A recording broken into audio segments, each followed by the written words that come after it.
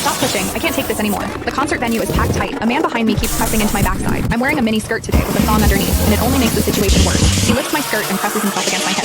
As the atmosphere heats up, someone in front of me slams into me, and I stumble back a step. My body stiffens as I feel like something just slid inside me. My name was Mandy Cox, and I was a diehard fangirl. I wanted a celebrity to notice me, so I dressed for attention.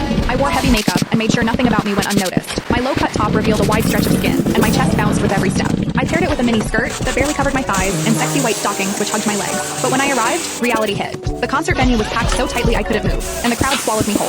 The celebrity was never going to notice me. I craned my neck and shouted, "Darling, take me." I never imagined that line would draw the wrong kind of attention. Instead of the celebrity, it caught a filthy creep. After I shouted it, I became aware of a man behind me, repeatedly bumping into me. At first, I brushed it off. In a crowd that dense, accidental contact was easy to explain, but the feeling wouldn't go away. Something hard kept pressing against my butt from behind. I assumed I'd accidentally backed into his hand where it rested behind me, so I turned and offered a polite apology. "Sorry, I didn't mean to bump into you." He paused, then flashed a leering smile and said, "It's okay, I don't mind." When I turned back toward the stage, I felt him press against me again, more deliberate than before. I kept my attention on the celebrity on stage and shut him out. The man became increasingly brazen, pulling up my skirt and pressing close against my backside. I had only a thong on underneath, which left my butt exposed. I felt his touch directly against my skin and assumed it was his finger. Only then did I realize something was wrong. The pressure was warm and solid in a way a finger could never be. My mind lurched as the truth hit me. In the 20 years of my life, this was the first time a man had ever molested me. Fear surged through me, sharp and overwhelming, and my body reacted with an instinct to flee, but there was no way to move. The concert floor was packed wall to wall, leaving me stuck where I stood. I drew myself tight, bracing as if tension alone could keep the fear out.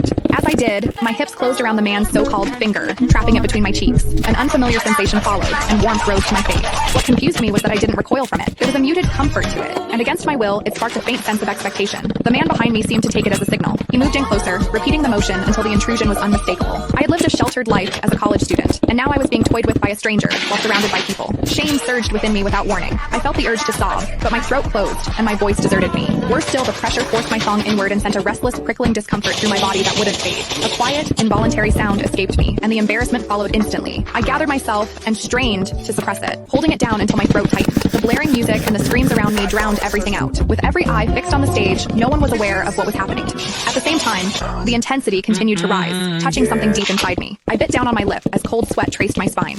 My awareness was tipping back and forth between humiliation and a pleasure I couldn't bring myself to name. I knew I couldn't take it anymore if it continued, so I turned sharply to face the man behind me. "Please stop pushing. I can't take this anymore." When I finished speaking, the man leaned toward me and whispered in my ear, "Is it exciting, the way I'm pushing against you?" The shame was overwhelming, and I was on the verge of crying. "I'm a virgin. I've never done that kind of thing. Please, let me go." He didn't stop. Instead, his gaze burned deeper as he teased my waist, the pressure growing stronger. "You're really a virgin? Then let me show you what it feels like to be a woman." Click the link in my bio to get the full story for free.